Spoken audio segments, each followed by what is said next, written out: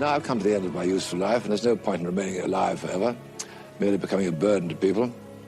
So I don't mind now, really, when it comes, as long as it's reasonably peaceful and satisfying sort of death.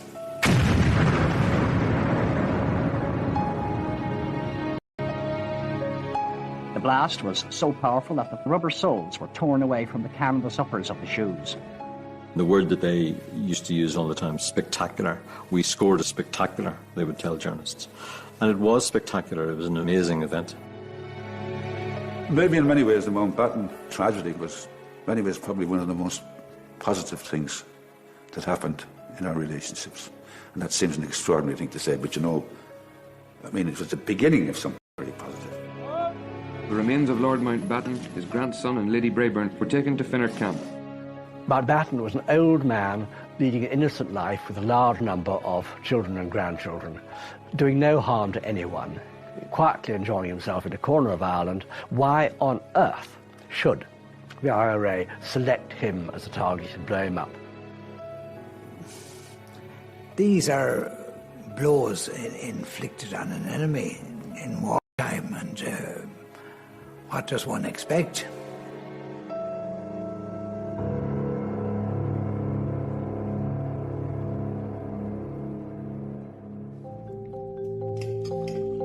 In August 1979, Lord Mountbatten of Burma was enjoying the final days of his annual holiday at his home on the west coast of Ireland. Classy-born came into the family through his wife. It was Edwina Mountbatten's family property.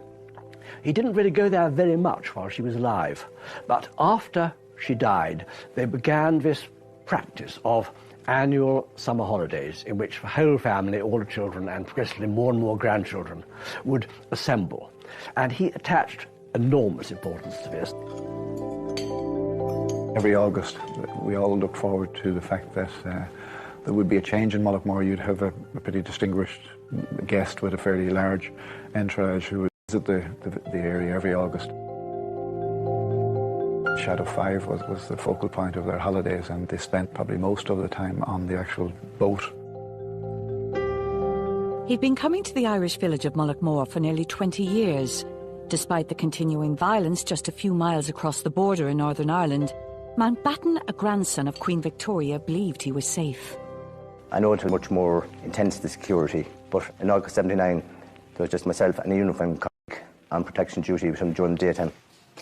Throughout the 70s, the IRA grew more sophisticated in its attacks, and it was about to launch its most audacious operation yet. Its target, Mountbatten himself, the last Viceroy of India, decorated war hero, and mentor to Prince Charles. Under the cover of darkness, the terrorists had placed a 50-pound bomb onto the floorboards of Mountbatten's prized motorboat, the Shadow 5, which he kept moored in Mullaghmore. It was extremely well executed. It was easy to put a device into the boat the night before, unguarded and unattended. Lord Mountbatten was a much-loved and well-respected member of the royal family. He had served his country at the highest level, commanding the Navy in Asia during World War II and overseeing the final days of the British Empire in India. Mountbatten was a man of enormous qualities and virtues. He was also a liar, a self-glorifier, a man who, not deliberately, twisted the truth to suit his own purposes. In 1979, Mountbatten had hired a 15-year-old schoolboy from Enniskillen in Northern Ireland to help him on the boat. For Paul Maxwell, it was a dream job. I mean, he just idealised the job, really. He thought it was just fantastic.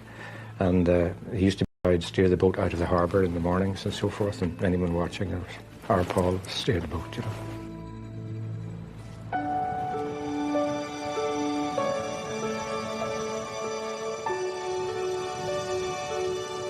For over 400 years, Classy-born Castle has dominated the skyline over Mullaghmore.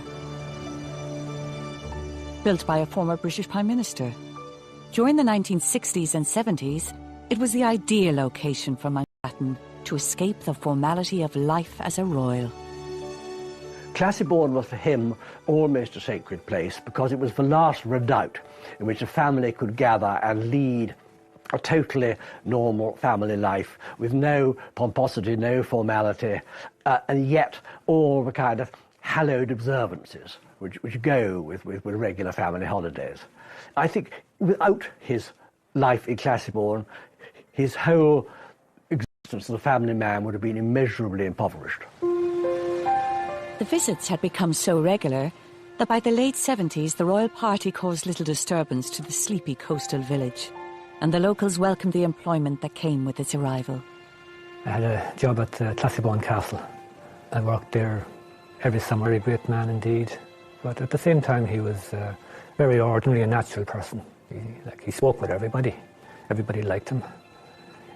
He always seemed to have people looking where he was. There was always interest in him, wherever he went. Lord Mountbatten's security was assessed by the authorities in both Dublin and London. But despite the continuing troubles in the north, neither government was aware of any specific threat and advised him he was safe to travel to County Sligo. We had no inhibition or anxiety at all because we knew that he was a very welcome visitor down there, and we were very anxious to ensure that he would always come back and welcome. It was, after all, a family place. He was very, very ill-advised to be going there every August. What was he thinking about? And what were his security advisors thinking about? Lord Louis Mountbatten was Prince Philip's uncle, known affectionately as Dickie. He was a prominent member of the British royal family. Mountbatten was a central part, almost, of the post-war royal family. He, in terms of ranking in royal status, he was not particularly high, but they knew how loyal he was, how affectionate he was, and usually, on most issues, how right he was. And I do think he was greatly valued by everyone in the royal family. The Prince of Wales was extraordinarily close to Lord Mountbatten. He used to refer to him as his honorary grandfather and almost treated him as such, especially since he hadn't got a grandfather of his own. And he loved Mountbatten, he revered Mountbatten, he argued with Mountbatten, certainly, but he respected enormously Mountbatten's views, his opinions. He listened to him as he listened to nobody else. And Mountbatten was an extremely good influence in the Prince of Wales's life. From an early age, it was clear that Mountbatten would follow his father to serve his country on the high seas. He rose through the ranks, and during World War II, came to the attention of Winston Churchill, who spoke of his admiration for Mountbatten. Churchill admired courage, he admired enterprise, he admired imagination, and Mountbatten had all those in buckets. The personal high point of the war came in Singapore when he received the Japanese surrender. They needed somebody who was a bit flamboyant and who would raise the morale of what had been a rather depressed and beaten army. New Delhi airfield and the arrival of the Viceroy designate. It was because of this experience in Asia that in 1947 the then British Prime Minister, Clement Attlee, appointed Mountbatten as the Viceroy of India, a role that would test all his political and military skills. When Mountbatten arrived in March 1947, someone described India to be like a ship on fire in mid-ocean with ammunition in the hold. So a very volatile, bloody, unstable political situation. And what Mountbatten had was understanding of how to handle a very difficult diplomatic situation. How do we get these leaders of different political parties who have not been able to sit together on a table to discuss things in the lead up to 47? How do you get them around the table, and how do you get them to accept a compromise solution? And Mountbatten was possibly, I think, one of the best candidates to do that. Inevitably, he made enemies. Inevitably, people thought he was being unfair, favouring one side or the other. But given the horrors that were possible, I feel only admiration for him. Attlee's brief for Mountbatten was clear. get Britain out of India. But the ideal plan of leaving behind a united continent quickly slipped away.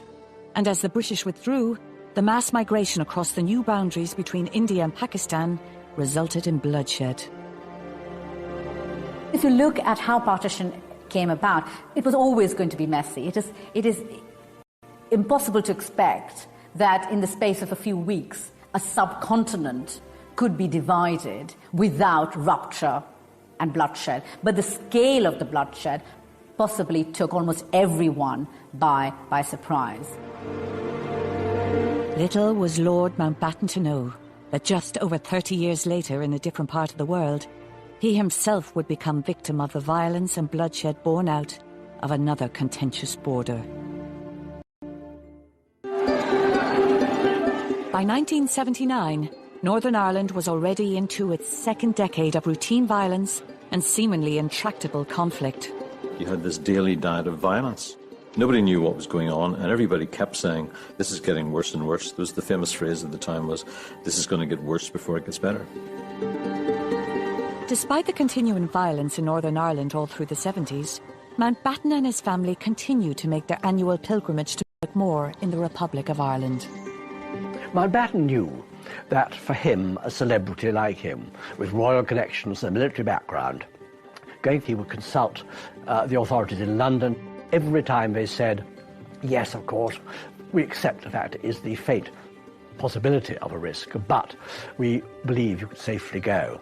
He so much wanted to go, in a way, that even if they'd been more discouraging, I think he might well have gone. But as it was, he did go with official blessing. Looking back with hindsight, it's absolutely extraordinary to think that a member of the royal family should, in the middle of a violent Republican campaign, should think that he would be safe and sound in holidaying in Ireland. I was aware of his presence there back in the very early 60s, 60 or 61, when I was in charge of the IRA. And an application came from a unit operating in West Fermanagh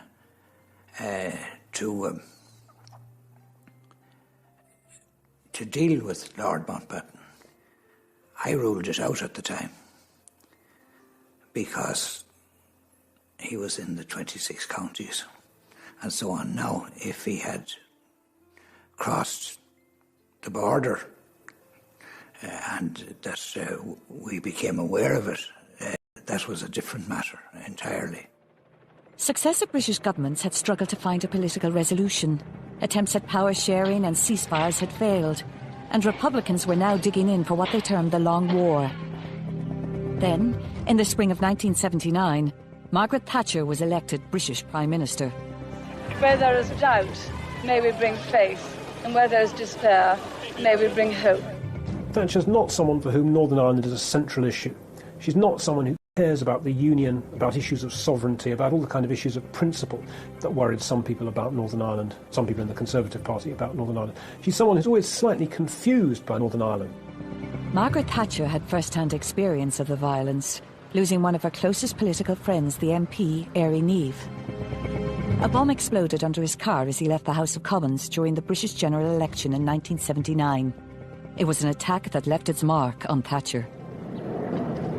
Some people's built him, and they must never, never, never be allowed to triumph. They must never prevail. Éire Niamh had been very important to her, both in her candidature, in her becoming a candidate to a leader of the Tory party, and so eventually Prime Minister, and then in forming her views about Northern Ireland, about which I think she knew very little at first hand, as it were, until that time. And she was still conditioned by what she had learned from Éire Niamh. What she does have is a very strong notion of terrorism, and she sees Northern Ireland really as top of Margaret Thatcher's political priorities. However, the IRA, growing more and more sophisticated in its attacks, was determined to put it on her agenda. At the beginning of the Troubles, IRA people were pouring petrol into milk bottles, putting a rag in, setting fire to it and throwing it at the soldiers. Years passed and they started to get fertiliser, agricultural fertiliser, and grind it down and made a bomb which sometimes went off and sometimes didn't. Then they got Gelignite and so on. But then by the late 70s, they were into new technology, very worrying for the authorities. In 1979, the IRA made a technological breakthrough that breathed new life into its campaign. Members of the South Armagh Brigade had come up with a new way to detonate explosives, which would later prove devastating in the attack on Mountbatten. What the IRA started to do was to take out the mechanism which you have in hobby products like toy boats and model aircraft and adapt that in a bomb to make it go off when you literally set it off with a remote control. This particular method would set in train a whole new challenge for the British Army and the security forces in trying to counter what was highly skilled and highly technical way of setting a bomb off. Because this involved electronics, it meant that they'd come onto a completely new level of ingenuity and skill and training in being able to make such devices. Up until the mid-70s, the IRA claimed to operate under a policy that banned all military operations in the Republic of Ireland. Despite the situation in Northern Ireland deteriorating, it remained a world away from Mullaghmore. I could honestly say that Mullaghmore up to that stage certainly wasn't touched.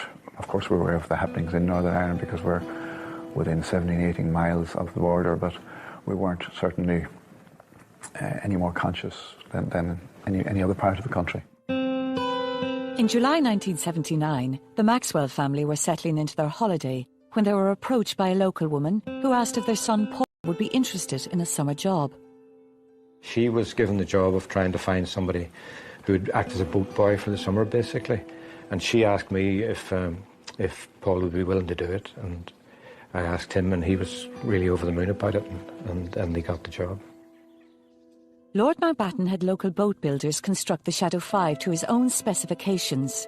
Prior to his arrival, locals would prepare the boat for him, and throughout the month of August, he took to the water almost every day. It's a very, very well-maintained boat with an actual toilet installed, which was unusual for boats at that stage, and quite a lot of navigational and radio equipment installed as well. Coming from Northern Ireland, John Maxwell was used to the constant threat of violence, but in Mullaghmore, he believed his family was safe. Well, initially when Paul took the job, I had some concerns about it, but Paul was so keen that I didn't like to, and I thought to myself, well, the security, if somebody wants to take Mountbatten out, they could do it in another way rather than involve small kids or anybody else that was with them at the time. And I thought the risk didn't seem to be all that high anyway. In previous years, there was full-time protection on the boat while it was berthed in the harbour and not in use. But in August '79, that protection had been removed, I think possibly at the wishes of Lord Mountbatten. He wanted minimum security, and there were routine patrols by local patrol cars from maybe Kinlough, Bundoran, Ballyshannon, Sligo, patrolled the harbour and the surrounding areas and the main Sligo to Donegal Road on a regular basis.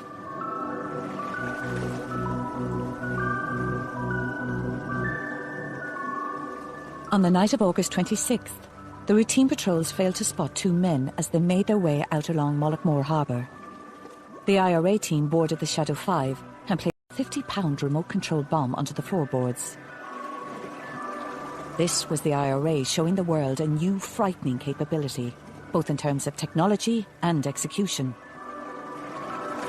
But unknown to them, their target may have had some sympathy for their cause. The attack was laden with symbolism.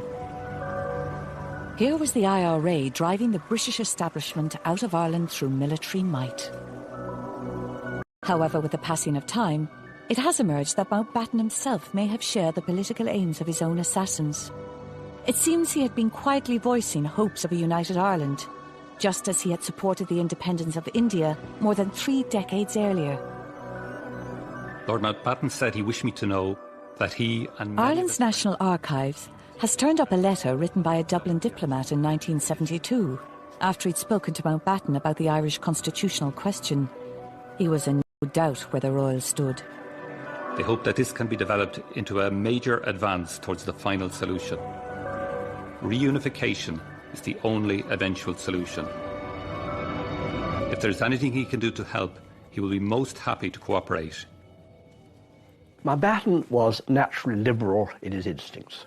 Whatever community he was in, he thought that I suspect that secretly he thought that the end, reunification, was inevitable.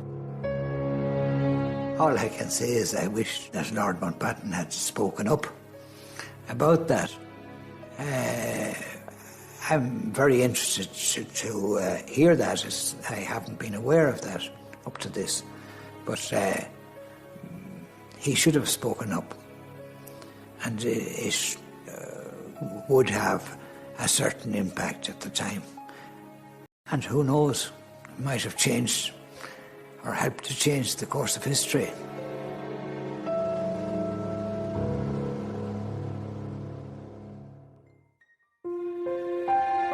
For Enniskillen teenager Paul Maxwell, the summer of 1979 had given him a dream job working as a boat boy for a member of the royal family.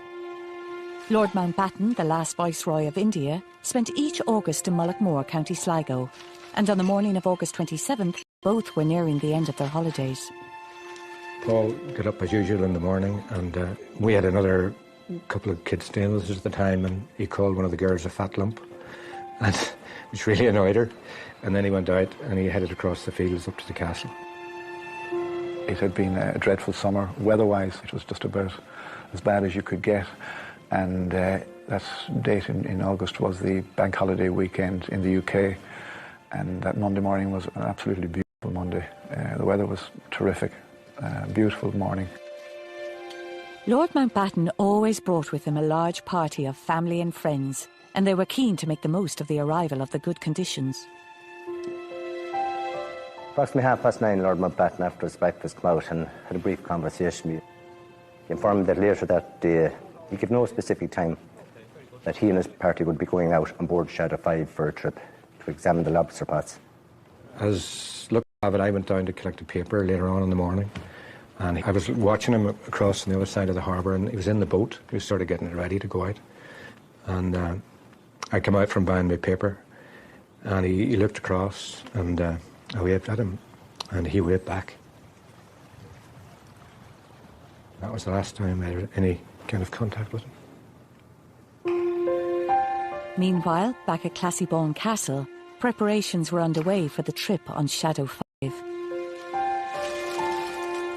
About 11 o'clock at the party, were in and out and loading the car with picnic basket and various items.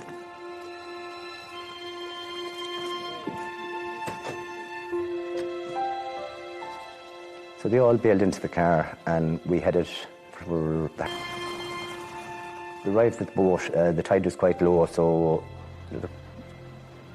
Lord Mountbatten, being 79 years of age, an elderly man, and the Dowager Lady Patricia Bayburn was 83. I helped them down onto the boat and remained with them on the boat for a period. So Lord Mountbatten took control of the boat himself. The Dowager Patricia Bayburn sat at the rear of the boat, along with Lady Bayburn. Lord Bayburn, Timothy and Nicholas Natchwell, twin sons, 14 years of age, and Paul Maxwell were in the main body of the boat then. Lord Mountbatten steered the boat out of the harbour, turned left and headed towards where the lobster pots were. I had went down onto the rocks, down onto where the small wee ponds of water were just walking along the rocks. And I sat down because I seen the boat approaching. And I knew the boat was going to be lifting the lobster pot right beside me. I was really 30 yards from the boat. I wouldn't have been any further than that. I was up reading the paper at the back of the cottage. I suppose it would have been maybe 11 o'clock or 11:30 or something like that. I followed along the cliff face, keeping the boat under close observation at all times. So within minutes, the boat came to a wee inlet where the lobster pots were. They were chatting among themselves, like just hear them talking. And the boat was coming towards me and then turned to the right-hand side. And it was then that someone had stopped to lift the lobster pot. I was looking down at the cliff face, directly down onto the boat. From what I can remember, There was somebody leaning over the boat to lift the lobster pot. It was an enormous explosion.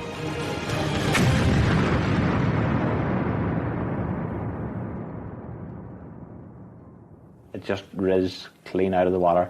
It went straight up into the air. It didn't spread out at all. It just went straight up. And it seemed to go up into the air for about, to me, like 5 seconds before there was another merciful explosion.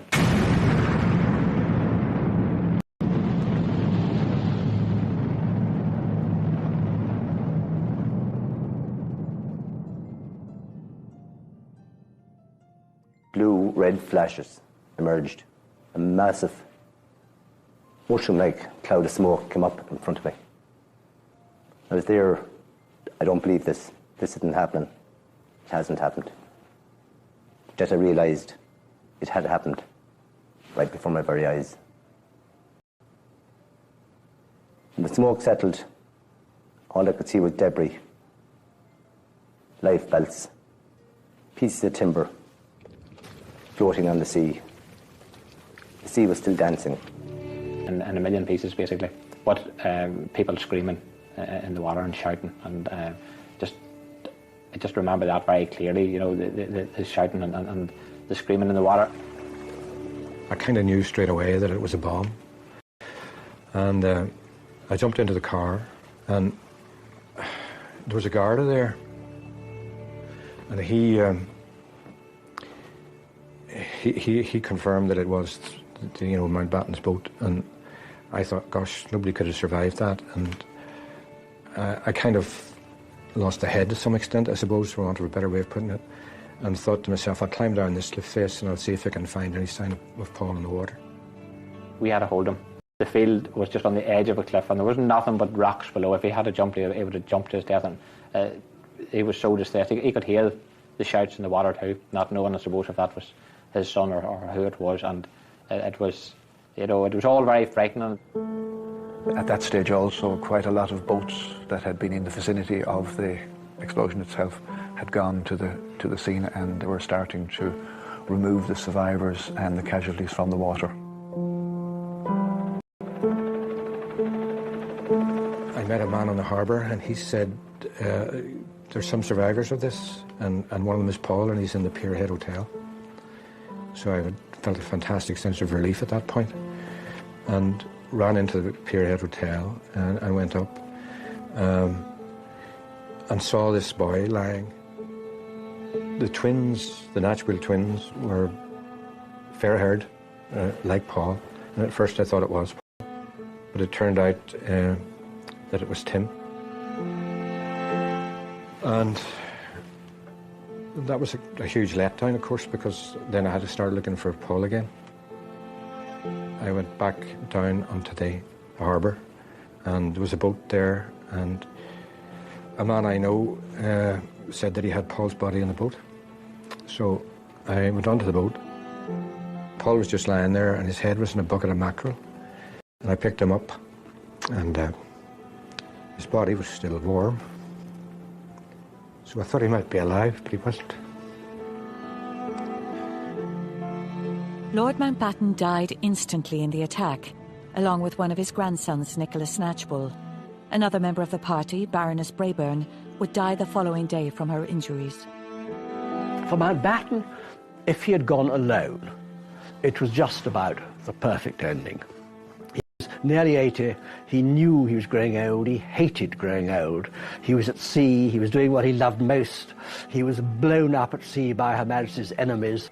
The tragedy was that these other totally innocent members of his family went along with him, and that would have obviously caused him the deepest regret.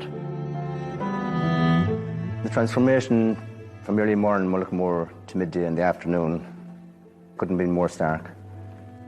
If a bustling, thriving little holiday village, little port, to a little village that had been totally devastated, an air of doom and gloom and disbelief and shock had enveloped Mullaghmore and its visitors.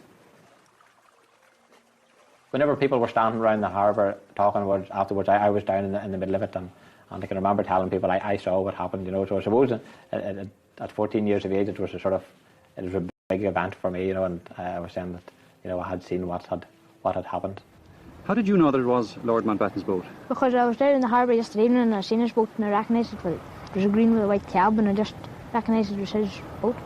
I knew that it was the only kind of his boat in the harbour. I knew it was him.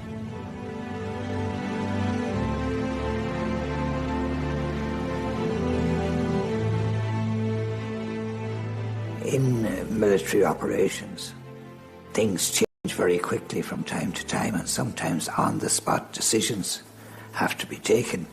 And I don't know what the decision-making process was in that regard. But I regret the deaths of the civilians. I went into the morgue and I had a closer look at him in the morgue. His body was covered up, so I didn't see the injuries anymore, but his face was little pock marks on his forehead. And I went to stroke his hair, but it was sticky with seawater and oil, and it wasn't a pleasant feeling. But I knew there was no going back from that point of view. I mean, he was clearly dead. And I went outside and I sat down and I cried for a long time.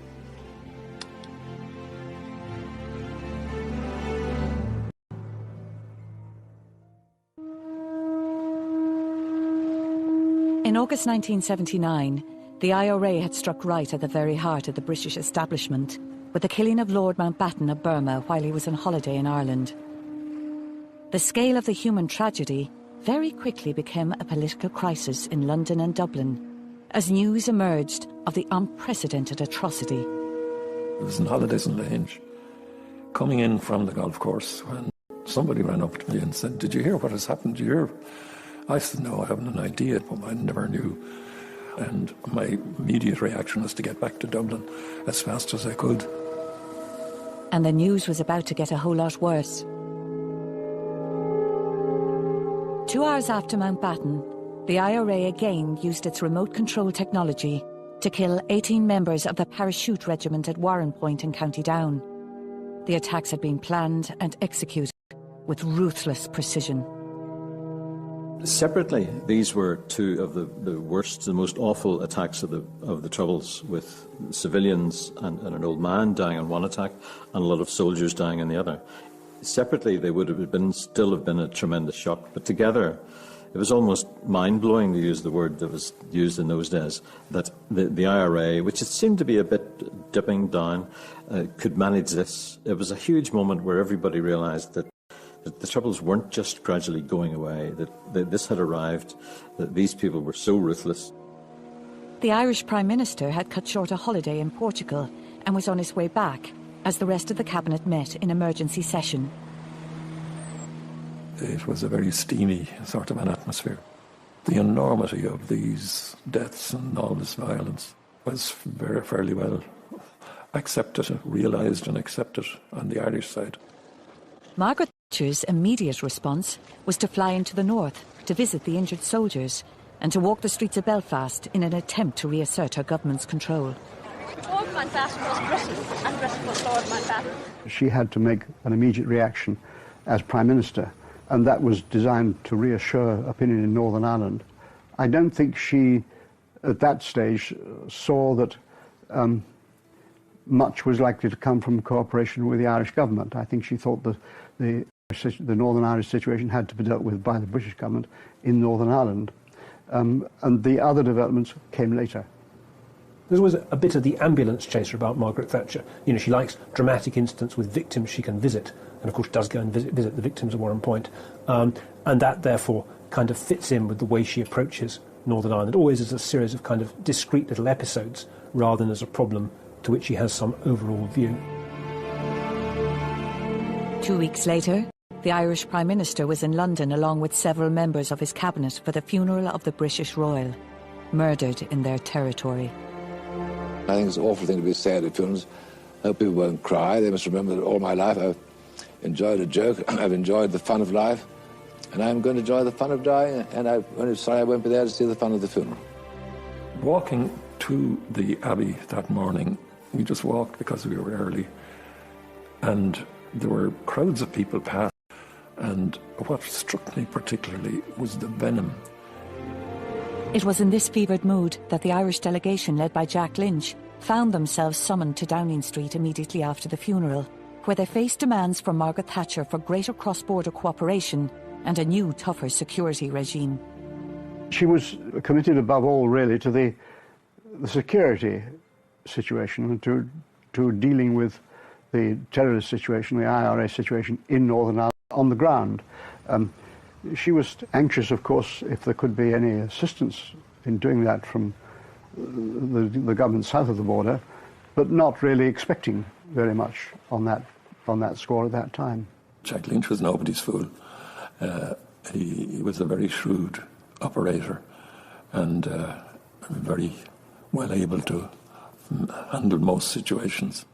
One of the ways in which I thought we might help the Taoiseach would be to produce a document of this size which he could slip in his pocket and look at in the car on the way to the meeting, so that all the points are there. And that's the one that was used in Downing Street at that meeting in September 79.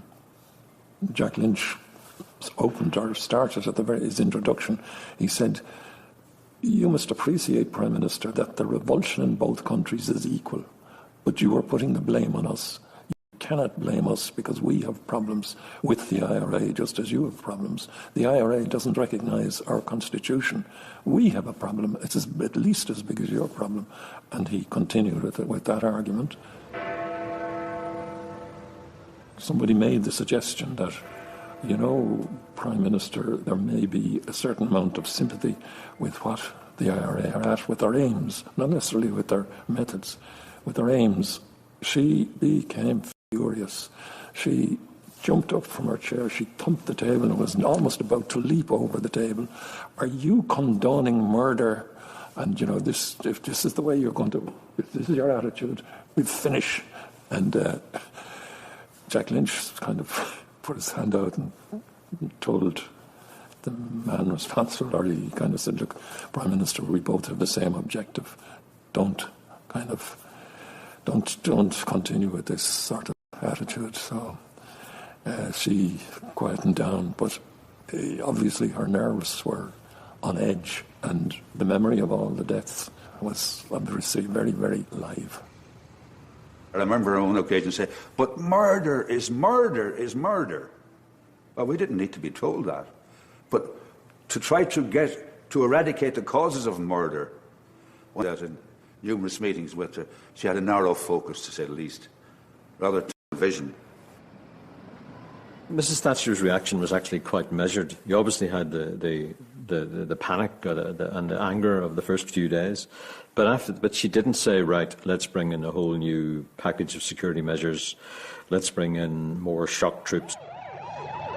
The Irish authorities moved quickly, and within months, IRA man Thomas McMahon, who'd been arrested on the day of the attack, was jailed for life for planting the bomb on Lord Mountbatten's boat. Forensic evidence helped convict McMahon, whose boots were found to have traces of paint from the Shadow 5 on them. We realised, we just can't react and give these fellas the right to have us all on the back foot reacting to what outrages of that nature. If we do, we'll never make progress. Never. We might as well give up the business of government and say, "OK, you guys, come on, take it over." That wasn't going to happen. Never did. The political fallout of the IRA attack ushered in a greater understanding of the Northern Ireland troubles between both governments. Only a few months into her first term as Prime Minister, and having to deal with the assassination of a prominent member of the royal family and the massacre of 18 soldiers, Mrs. Thatcher began to realise that security measures alone would not solve the situation. Meanwhile, the Irish government had to deal with the fact that the IRA was operating in its jurisdiction at a worrying new level of ruthlessness. Maybe in many ways the Mountbatten story, Mountbatten tragedy, in many ways probably one of the most positive things that happened in our relationships. And that seems an extraordinary thing to say, but it was the beginning of something very positive. Mullaghmore stands alongside many other towns and villages of Ireland, whose very names are synonymous with the death and violence inflicted during the historical period now known simply as the Troubles. By killing a member of the royal family, the IRA brought international attention to the conflict, but it also heralded a new era of partnership between the Dublin and London governments. It simply never occurred to him that anyone would attack him at sea. So knowing that, you wouldn't just be attacking him, you'd be attacking other innocent people who are out with him, you'd be attacking children, you'd be attacking women, you'd be attacking a little Irish boy who always went out with the boat. It seemed to him unthinkable. It did the IRA's cause in this country no good whatever. That evaporated. I think I was somewhat ashamed. In fact, I was. Still feel a bit of that. Because we had developed a relationship. We were showing our maturity as a people. We had the confidence to engage with the British government and not always in agreement. And then to see this happen, you'd have to feel somewhat ashamed. I did. Jack did. But I think our British counterparts understood that too. So it didn't damage our relationships at all. In fact, if anything, it would have enhanced our understanding of each other.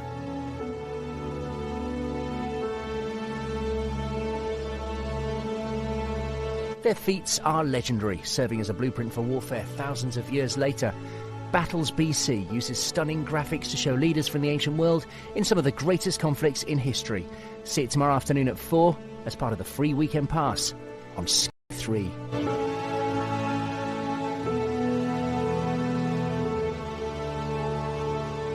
Bomb onto the floorboards of Mountbatten's prized motorboat, the Shadow 5, which he kept moored in Mullaghmore.